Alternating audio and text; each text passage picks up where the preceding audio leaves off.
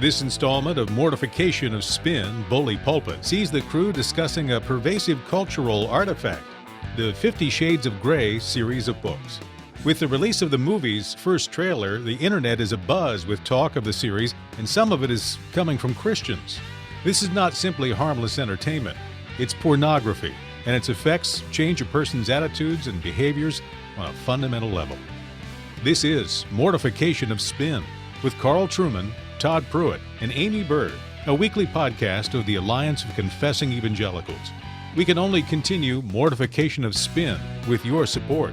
Visit mortificationofspin.org to make a donation or call 1-800-488-1888. Keep listening after the podcast for a free MP3 download. Okay, so here we are at the underground bunker, and I'm here with my co-host talking about the latest phenomenon that we've noticed with the trailer release of the upcoming movie 50 Shades of Grey. It's not coming out until Valentine's Day, February 2015, and yet many women, Christian women included, are posting on Facebook how they're excited to go see it. They've read the book. Apparently, over 100 million people have bought the book, and although 20% of those people are male, the audience is mostly women over 50 and housewives home with the kids. And this book is, it's a erotic fiction book. So we're sitting here trying to figure out why so many Christian women are bragging about going to see this movie and just the success of the book in general, right, guys? Yeah. And, you know, I guess part of my question is the greater offense that people are reading an obscene book or that so many are reading just a poorly written book? Because apparently with 50 Shades of Grey, you get both, right? Obscene material that's just really poorly written. And can I say also that one of the things I'm grateful for about 50 Shades of Grey, given our conversation, is that it's written by a British woman and not an American woman. So, Carl, this is your problem. Yes. What do you have to say for yourself? Shakespeare, Milton. Obviously, every nation has its William Shatner kind of to cope with, but I do feel on the whole, the overall balance of cultural contribution that England has made has vastly overwhelmed any of the junk.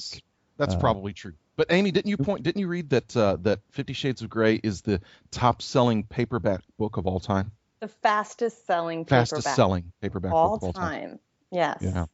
That's remarkable and really sad, I guess. So, Amy, you posted something on this whole phenomenon with the movie coming out now. 50 Shades of Grey is making lots of news, kind of fresh news again and you posted something. You got some interesting kind of comments, even some pushback.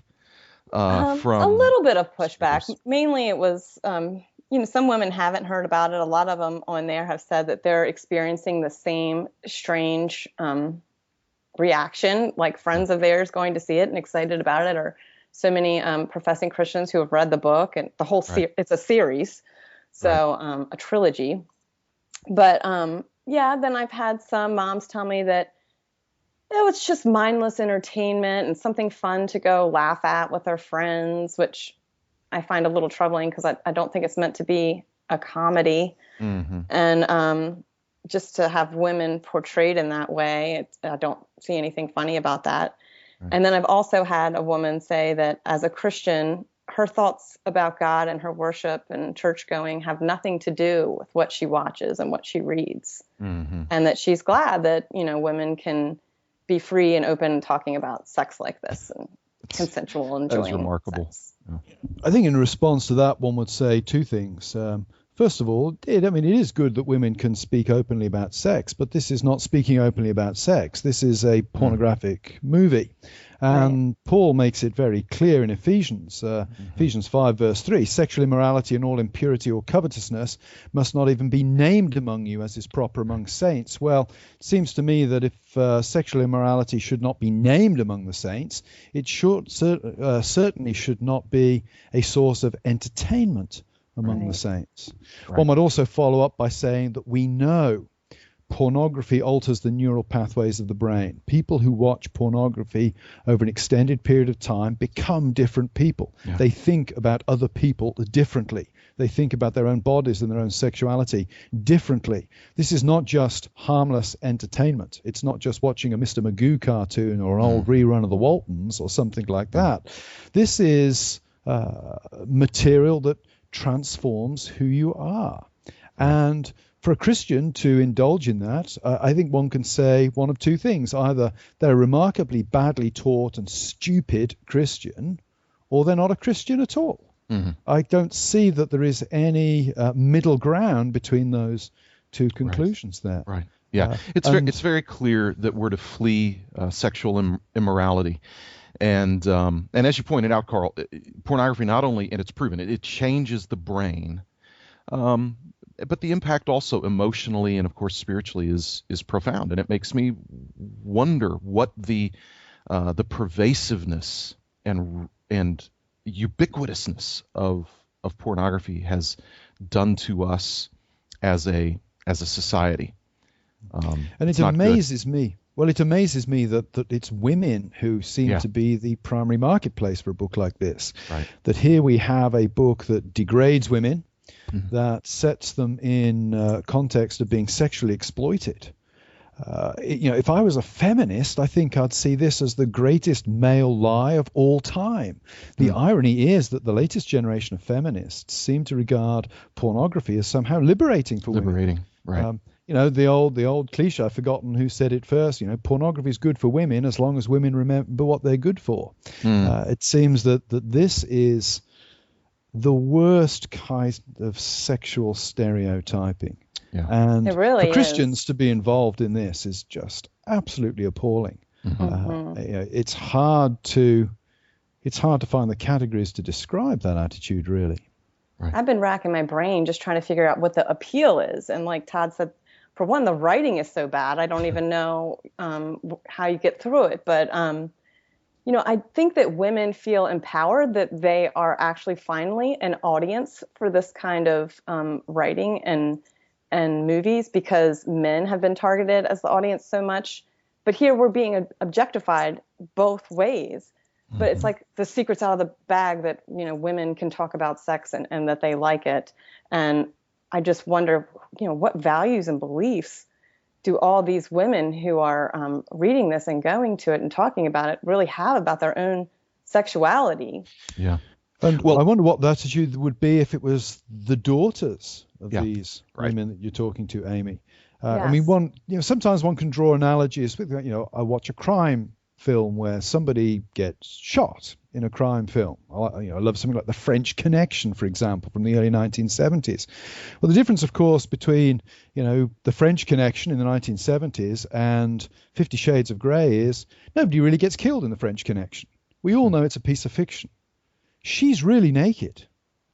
Somebody's daughter is really naked on that screen, being looked at by all the men and women in the cinema. It's not pretend nakedness, it's real nakedness. And that, I think, is a fundamental problem. And I can't imagine what the father, the mother of the women who act in this kind of stuff could possibly think of it. Yeah, well, it's, Carl, earlier you mentioned, this the lie that surrounds so much of this, and what I would appeal to women about is that it's a really dangerous line that's crossed when women begin to become as sexually frivolous as immature men, or as they begin to feel like sexual license is as small a thing as oftentimes immature men do. This is not a good development at all. I find it interesting. By the way, to our listeners, as far as I know, I mean, I haven't read the book. Amy hasn't read the book. Carl hasn't read the book. But that does not mean we cannot comment on it. The news about this book and now the movie is everywhere. I've read articles on the book. We know what the material is. The lead character, I thought, quite, again, just bad writing, but his name is Christian Grey. Oh, that's deep, but obviously a shot at Christians and their tendency to see everything in black and white. And of course, the enlightened writer, is going to help us to move beyond those strictures, and this character Christian explore his, I guess, funner side. But it makes me wonder what the biggest problem in evangelicalism is. You'd think, by looking at a lot of what's being produced, a lot of what's being published, a lot of what's being blogged and preached, that the biggest problem in American Christianity is legalism. And I just think that that's false. My experience and what I'm seeing is that our biggest problem is not that we're too prudish. What do you all think? I would agree. I mean, legalism is an ever-present problem. There are always Sure. going to be those who wish to Born stand legalists. before the Lord Yep. based on their own righteousness. Yep. But I think on the whole, there's such a reaction against anything that smacks of prudishness, anything that smacks of old-style fundamentalism, anything that smacks of taboos.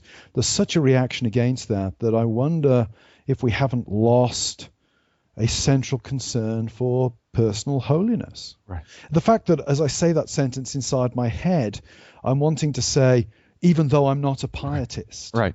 tells you something about the culture. Why should I even have to qualify that statement? It's because of the way I think that, you have it at what I would call the moronic, tweetable level, put forward by, the Tullians of this world, no theological thoughts so profound they can't express it in 140 characters. You have it, the idiot end, if you like, and you also have it being articulated at the more sophisticated end of the church as well. But the whole idea that Christians should be different, Christians should look different, Christians should think different, Christians should say no to certain things that their non-Christian friends are quite happy to engage in or indulge in. It seems to have gone by the by. Yeah. And clearly, because I think you can tell by the tenor of this discussion, we would strongly urge Christians not to go see this movie or to read this book. Clearly, how many copies is this thing sold, Amy? Over 100 million. Over 100 million. It wouldn't have those sorts of numbers without evangelicals buying this book. And in saying, please don't read this book, please don't see this movie, I identify with what you're saying, Carl, because I feel like I've got to qualify that then. Now, we're not saying that you can't be okay with... We shouldn't have to... When God says, be holy because I'm holy, he doesn't then launch into several pages of saying, now, by saying be holy because I'm holy, I'm not calling you to be legalists. He just says, be holy because I'm holy. Well, and he also, we have so many indicatives, and I think that this is another area where the church is lacking, is just in good teaching. And so here we're talking about sexuality. I think the church has been too quiet in this topic, and I think that this reveals a complete lack of maturity in what it even means to be a woman. Yeah. And so, and even the fact that you guys are talking about in the medical field, showing how our brains change when we see pornography. Well, the church should address that. I mean, this is something, it's not enough. This movie won't be enough. They're going to have to move on to the next thing. That's why so many people want to read the book. And so here we have women being sexually objectified and then completely consumed, and then now willingly abused under submission. And this is all entertainment now. So Amy, what would you encourage the church to say? How can the church speak into this to be most helpful for women and for men also, in regard to how we think about sex and sexuality, body image, that kind of thing? Well, it can be woven into so many different areas. But just beginning with the creation of man, being made in the image of God, there's so much dignity there. There's so much that we are to mirror and reflect. And then, getting into these verses like Carl brought up from Ephesians, what a marriage symbolizes. I have a friend of mine just emailed me a wonderful response saying, her name's Anna, and she said, she talked about the meeting of the woman at the well with Jesus. And she says, we meet him at the well with our desires, our empty jars, that we have had 5 husbands, and the one that we're living with now is not our husband. And he gives us the living water of his word that satisfies us as we move toward meeting him and finding consummate satisfaction. wow, these are great theological, deep answers for even married women, who is the main audience reading this book, who are, obviously dissatisfied in their sex lives and are immature in the way that they're approaching that. Yeah. So I see church's role here in part is to not only go straight to a Genesis 1 framework to understanding gender, sexuality, the complementary nature of male and female in the image of God, so that we can begin to think about sexuality as something that is ultimately for the glory of God. We need that, and we also, because we're sinners, need these calls away from immorality and towards holiness. Carl, what do you think? Yeah, well, as we're about to wrap up now, I think probably do no better than to read from the greatest pietist of them all, the Apostle Paul, Ephesians 5. Interesting enough, a chapter where, of course, he will go on to talk about the relationship between a man and a wife. But this is how the chapter kicks off, verse 3. But sexual immorality and all impurity or covetousness must not even be named among you, as is proper among saints. Let there be no filthiness, nor foolish talk, nor crude joking, which are out of place, but instead let there be thanksgiving. And then there's the real punch. For you may be sure of this, that every one who is sexually immoral or impure, or who is covetous, that is an idolater, has no inheritance in the kingdom of Christ and God. Let no one deceive you with empty words, for because of these things the wrath of God comes upon the sons of disobedience. Therefore do not be partners with them. It's a pretty clear clarion call there for Christians to commit themselves to lives of sexual purity. Doesn't mean we can't talk about sex in the church. It's part of life. We have to address all of life. But it does set parameters for how we talk about it. And it also sets parameters, I think, for the kind of things which we're allowed to indulge in as entertainment. And for me, the pornography that is embodied by something like 50 Shades of Grey, whether it's an execrable novel or whether it's an atrocious B-movie, is clearly out of bounds as far as the Apostle Paul is concerned. Disagree, fighting like I'm fighting for life. They only words, but they cut like a blade, swinging wild with all of my mind. Oh yeah, I guess it's all of that coffee that's got my mind in the world. Oh yeah, you don't have to holler, I hear you. I'm standing right here beside you. Oh, 99 shades of crazy. I'm 99 shades of crazy, crazy. Ooh. This has been Mortification of Spin, a podcast of the Alliance of Confessing Evangelicals. Remember to visit our website, mortificationofspin.org, where you can sign up for a free MP3 download of a sermon by Peter Jones entitled Pagan Sexuality. Mortification of Spin is a production of the Alliance of Confessing Evangelicals.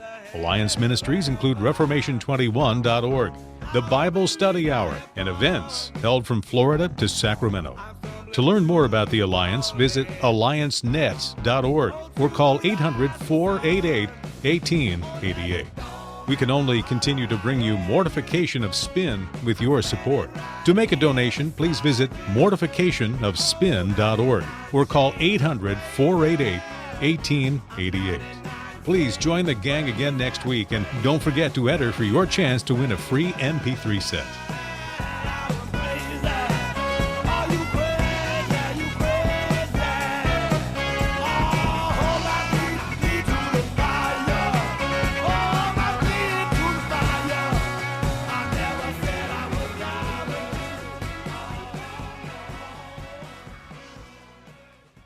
More offended by. Yeah, that's just really bad.